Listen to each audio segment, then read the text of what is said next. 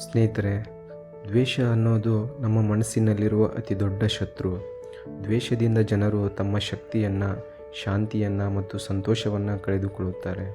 ದ್ವೇಷವು ನಾವು ಎದುರಿಸುವ ಪರಿಸ್ಥಿತಿಯನ್ನು ಇನ್ನಷ್ಟು ಕಷ್ಟಕರವಾಗಿಸುತ್ತದೆ.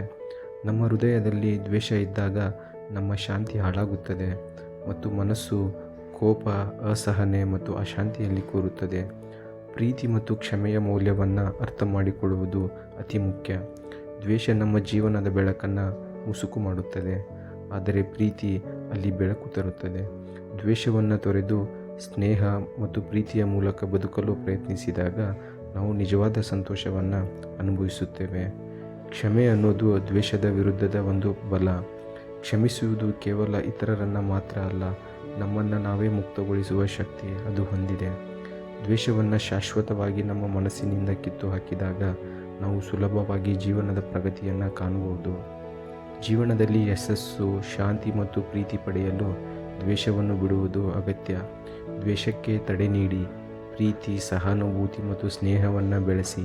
ಆಗ ನಮ್ಮ ಜೀವನವು ಸಂತೋಷದಿಂದ ತುಂಬಿ ಬೆಳೆಯುತ್ತದೆ.